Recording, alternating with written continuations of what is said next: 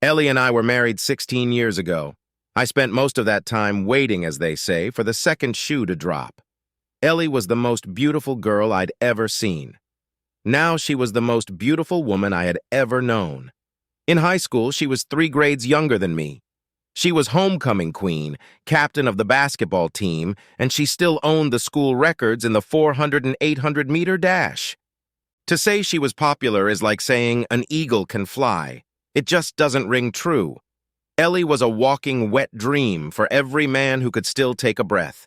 The only reason she knew I existed was because I lived across the street from her, and our parents were friends. This gave me the opportunity to spend time with her since she started elementary school. After high school, I attended a technical school where I studied carpentry. I was always pretty handy, but I wanted to be more than just a guy with a hammer. I wanted to know the best way to build what I wanted to build. When people would look at the house I was building, I wanted them to know it was going to be the best. After graduation, I started working for myself. It wasn't easy for me the first few years, but the quality of my work gradually became better known. Eventually, I hired an assistant, and then 2. By the time I was 25, I had enough orders for the year ahead. Ellie went to college and got a degree in accounting. Did I mention she was almost as smart as she was beautiful? She went to work for a firm that handled all my taxes and helped manage my business accounts. It was then that I finally found the courage to ask her out. My height is about 5'80", and my weight is about 84. I would never be called an idol. I'm just a regular guy. When Ellie agreed to go on a date with me, I was quite surprised. I knew she had more suitors than Carter has liver pills.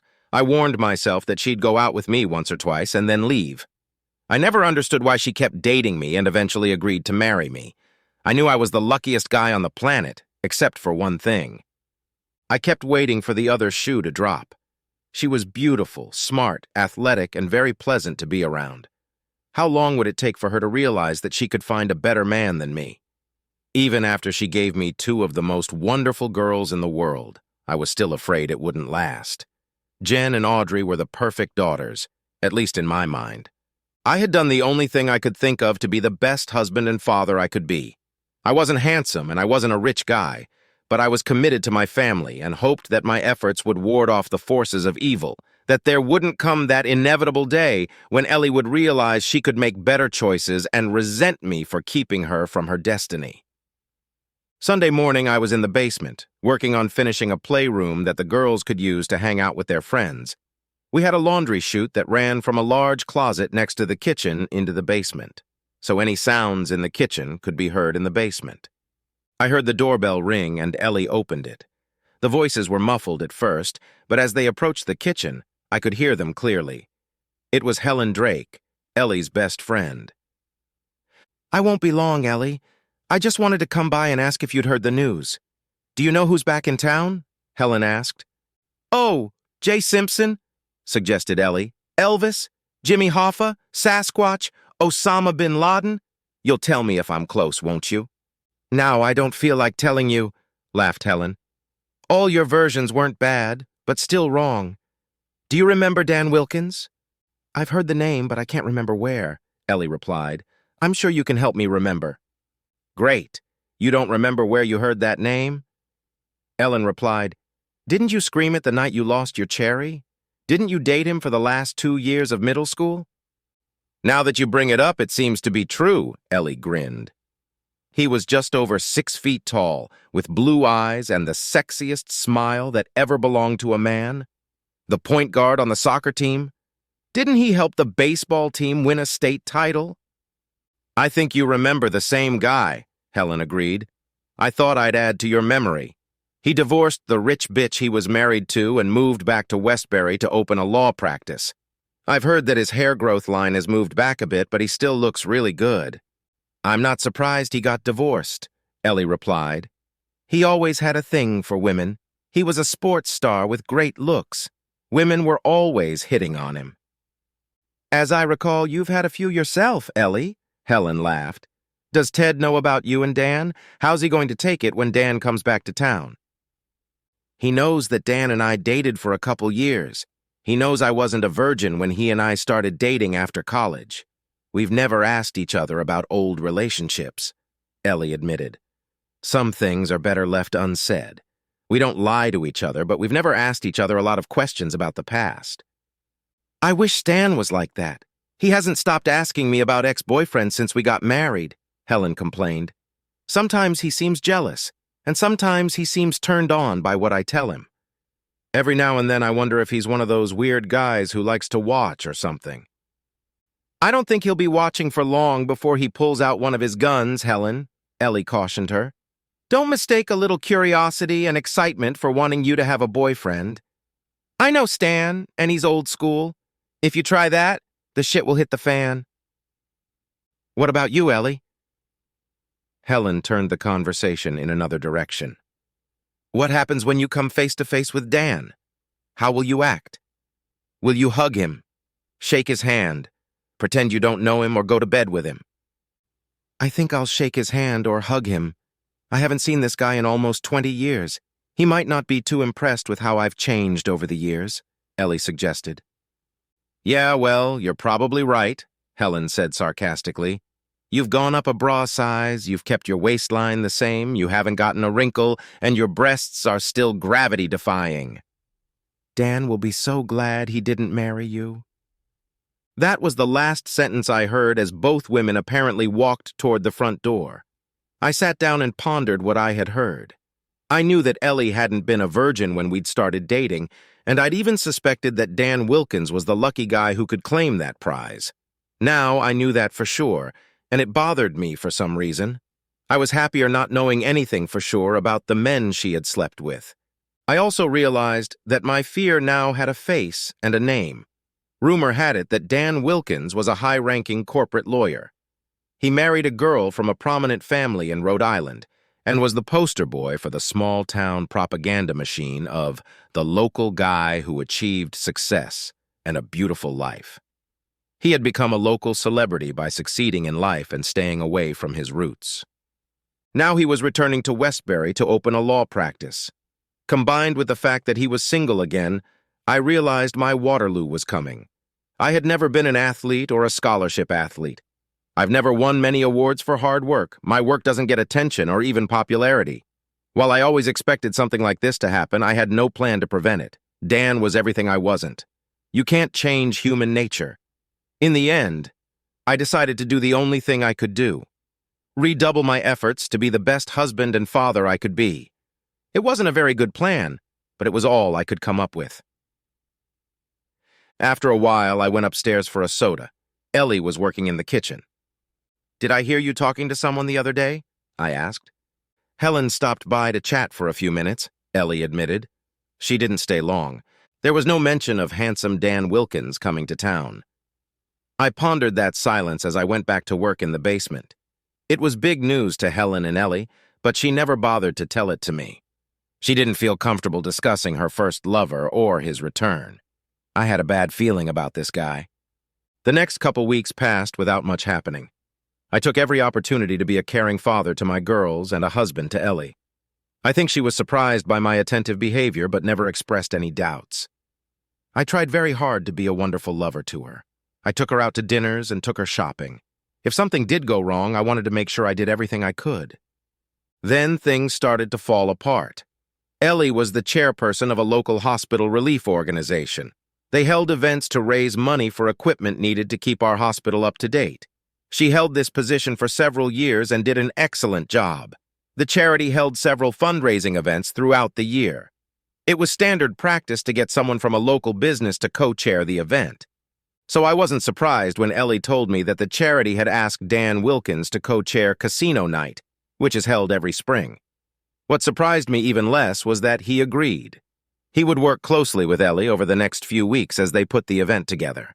I tried my best to hide my fear and depression. I pondered whether I should speak out against it or try to pretend it wasn't a big deal. Indecision plagued me, so I didn't say anything to Ellie. One night before dinner, everything came to a head. "Ted, you've been very quiet lately," Ellie remarked. "Are you feeling okay? Did something happen at work? Maybe there's something you want to tell me."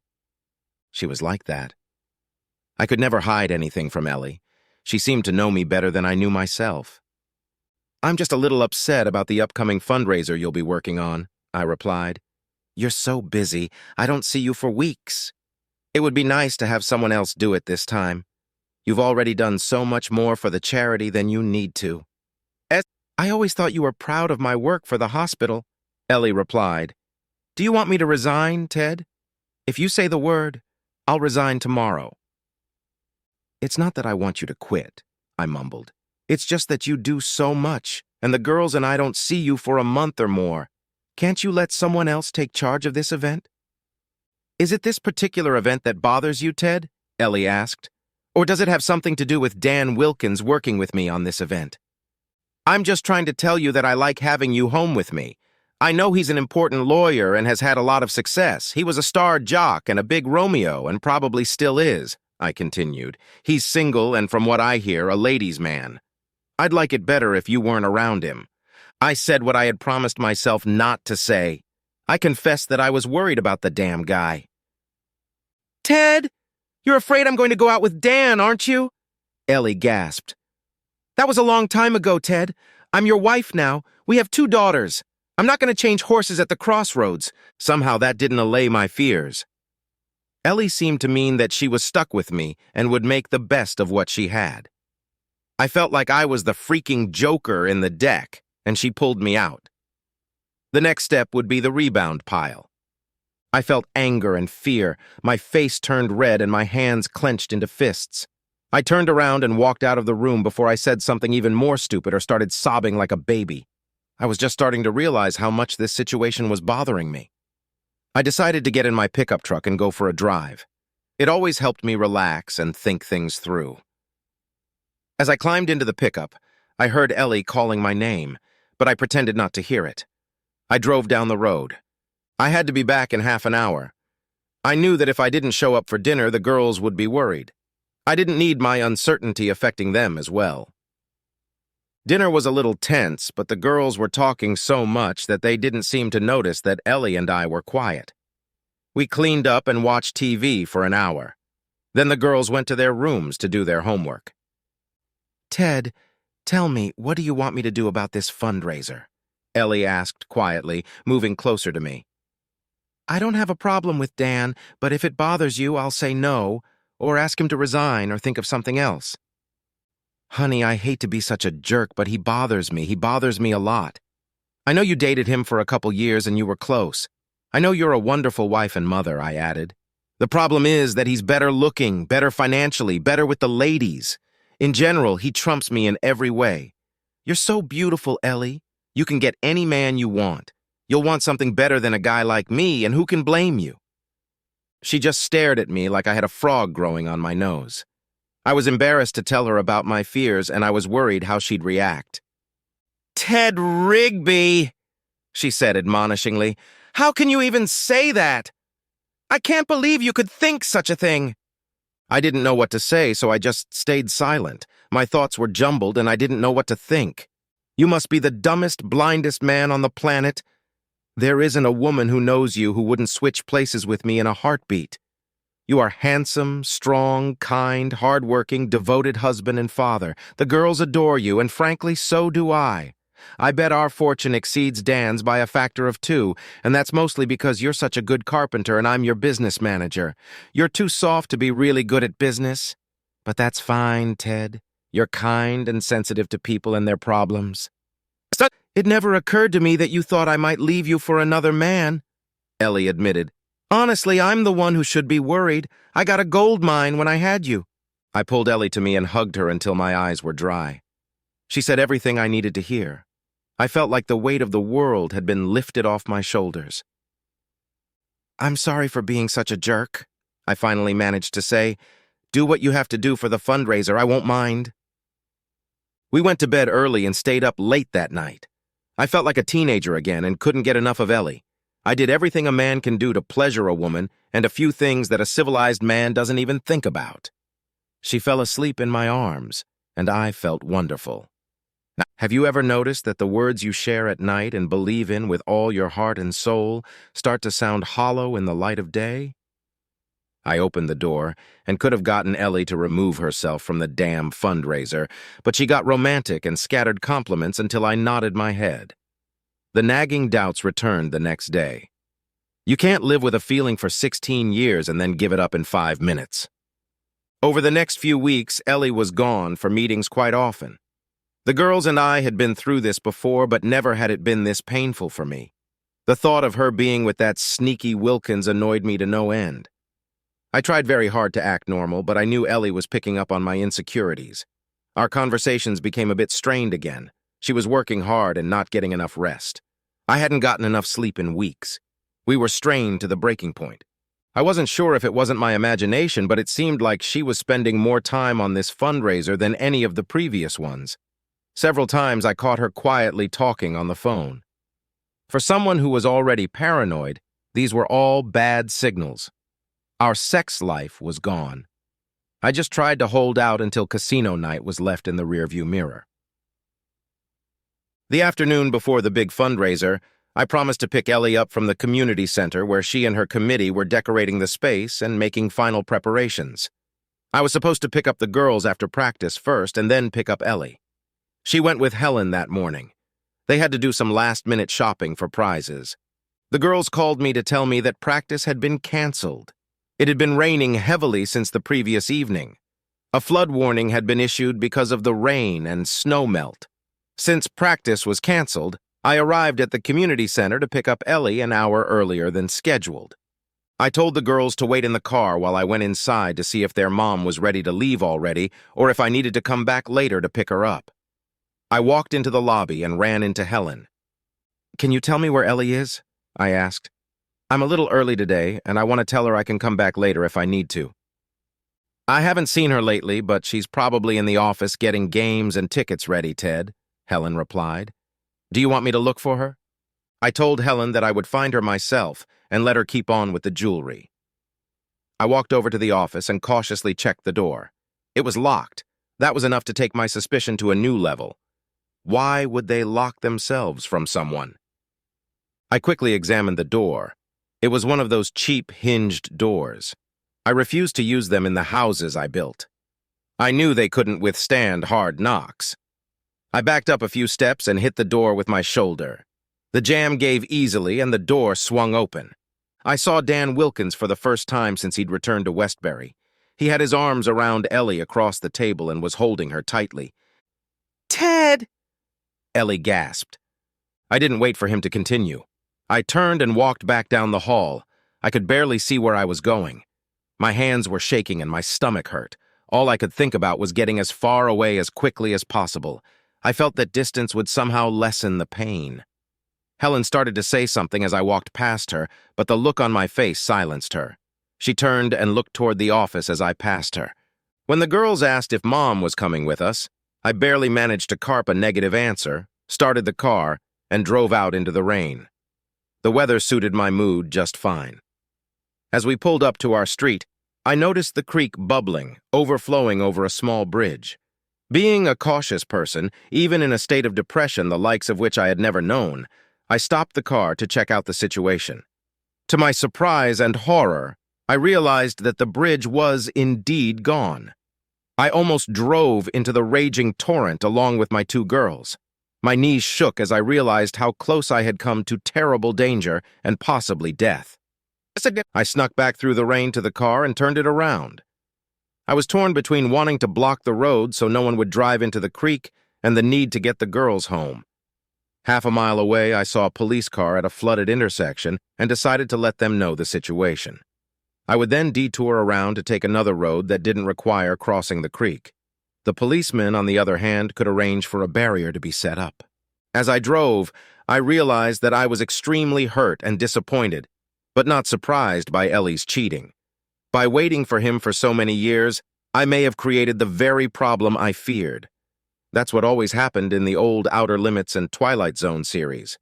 Now I was the guy who wondered if this was all a dream, or perhaps a nightmare. As I pulled over on a side street to explain the situation to a police officer, I saw a red BMW whiz by and turn onto my street. I knew I should have blocked the road. I gave the policeman a brief version of the situation and jumped back into the car. "That was Mr. Wilkins's car," said my oldest daughter, Jen. "I hope he doesn't try to cross that bridge." A smile appeared on my face for a moment. Let him mess up his damn fancy car and get a good soaking. Then I realized that Ellie would be with him. As much as her cheating hurt me, I didn't want her in danger. I pressed down on the gas pedal, trying to catch up to Wilkins. I was almost half a mile behind them when I saw the car fall into the creek where the bridge had been shortly before. Jen shrieked when we saw the front of the car disappear under the water and the back of the car bobbing up and down. As we ran up to the scene, I saw that Wilkins had climbed onto the roof of the car. The water was bubbling around him and rising higher with every second. Water was pouring into the car as Eleanor began to scramble out the same window Wilkins had just used. The girls and I were out of reach and only watched helplessly as Wilkins looked at Eleanor climbing out the window, then turned and jumped onto the ledge left by the eroded bridge. He caught the edge and climbed out of the water. Ellie was now on top of the car, but it had already started floating downstream. The girls and I watched in horror as she tumbled into the torrent of water and disappeared. I threw off my coat and jumped in after her. It was unbelievably cold. When I surfaced, I felt numb. Ellie could only swim downstream, so I swam after her as hard as I could. It felt like an eternity had passed, but it was probably only a minute or so when I spotted her floating downstream. It took all my strength, but I managed to catch up with her. She was in a very bad way. I wasn't sure if she was conscious until I felt her grab my hand. We were carried downstream like a couple branches. Then I saw men standing on a nearby bridge. They were waving at me, and one lay on the edge of the bridge under the railing. He reached down and held his hands as close to the water as he could. Every few seconds I managed to touch the ground, and I nudged Ellie in the guy's direction. It wasn't easy, but I steered our way toward the Samaritan on the bridge. The thing was, he himself would never be able to reach us. I calculated our speed and lifted Ellie into my arms as we swam up to the bridge. I was weakening quickly as the incredibly cold water was robbing me of my strength. I was afraid I wouldn't be able to lift Ellie high enough for the guy to catch her. As we swam underneath him, I felt Ellie suddenly break free from my aching arms. The guy had grabbed her. I then went under the water. I struggled to get to the surface, but it was getting harder and harder to keep my head above water. My strength was quickly leaving me. I felt a tree branch hit me in the face, and I grabbed onto it. I clung to it for a few seconds, and then I felt something smash into my left arm and side and carry me away. It was some kind of log or tree. I couldn't tell. Then it caught on something with the far end and started to turn. As it turned, it pushed me out into shallow water. The water was waist deep, but the log was still dragging me. I went as low as I could and felt something wooden and hard underneath. It must have been the remains of a footbridge or something. I grabbed onto it and tried to hold on. The floating object slid down my back, scratching it as it passed. I realized I could only hold on with my right hand. The left was unresponsive. I tried to pull myself out of the water, but my legs were just leaden. I was about to give up when I heard Jen. She was beside me and had gotten as far into the water as she could. I felt her grab me by the collar of my shirt and start pulling. Even in my weakened mental state, I worried that if I snapped downstream, Jen wouldn't let me go and I would drag her down with me. This fear made me crawl and wriggle with all the strength and determination I was capable of. Together, we still managed to get out of the water. I could hear Jen talking to someone on her cell phone as I tried to sit up. Then, I saw that my left arm was bent at a bizarre angle. I wondered how on earth I would be able to work with an arm like that. That was the last conscious thought I remember. Then I heard voices from far away. It was like this several times before I was actually able to open my eyes and look around. It was obvious that I was in the hospital and my arm was bandaged. I saw Jen, Audrey, and Ellie sitting around my bed. Jen noticed that I had opened my eyes and exclaimed loudly, "Daddy, how are you feeling? That was the bravest and coolest thing I've ever seen," she exclaimed. "You saved Mom's life. That coward Wilkins abandoned her and ran ashore to save himself. You jumped right into the stream and then lifted Mom up to the guy on the bridge." As Jen spoke, memories came flooding back to me. I looked at my left hand. I still couldn't feel it, but at least I could see my hand. I wiggled my fingers and felt relief wash over me. Your arm was broken pretty badly, but it will heal fine, Dad. It looked awful when I helped you out of the water. I bet you're glad I was doing cross-country running, Jen asked. I chased you for over a mile trying to catch you. I wasn't going to give up, even if I had to run all the way to the river. My throat hurt and I couldn't speak. I found out later that I had been under the knife for 2 hours, and it was the effects of the medication they had given me. Ellie just listened as Jen recounted the events. She didn't say a word. After a very short time, I fell asleep again. It was 4 days before I was discharged. I had a lot of time to think while I was in the hospital. The girls made a big fuss around me when I finally got home. My parents and Ellie's parents were there to greet me. It was all very touching. Son, you saved our daughter's life at the risk of your own. Honestly, I expected no less from my daughter's husband, but it sure is nice to know that you're exactly the kind of man I hoped you would be, Ellie's father announced in front of everyone. If it had been up to that damn Wilkins, we'd only have memories of her right now. I blushed at my father-in-law's rare praise. His sincerity could not be doubted. We had a dinner to celebrate my homecoming. Finally, everyone dispersed. The girls hugged me and went to bed. I made my way to the bedroom and crawled in between the sheets. Ellie watched my every move but didn't say anything. I was exhausted and fell asleep immediately. During the night, I woke up to Ellie's sobs. A little while later, I fell asleep again. I sat at my desk. The girls had already left for school. I made mental notes about what I needed to do right away. First, I had to meet with my crew to find out how far behind schedule we were. I'd probably have to hire someone else to take my place for a couple months or so. Ellie's voice broke my concentration.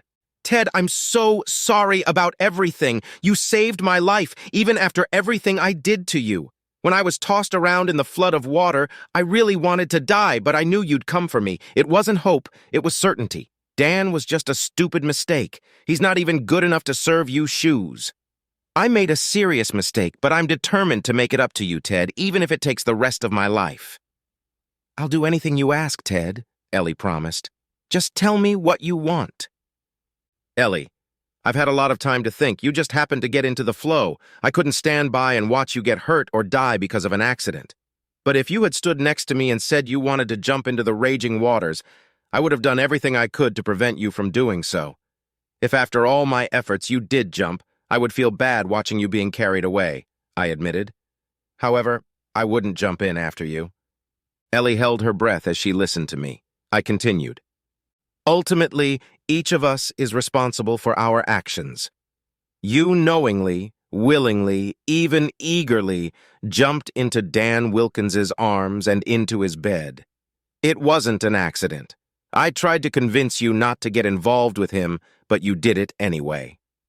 Gasps. Ted, I was wrong. I know that now. He means nothing to me. Please believe me when I tell you I only love you. Ellie begged. I haven't seen him once since that day. I'll do anything to make it up to you. That's good to hear, Ellie, I replied, pulling out my briefcase. But I realized that you're not the one who's too good for me. In fact, it's quite the opposite. Just sign these divorce papers for me, and I won't ask you for anything else.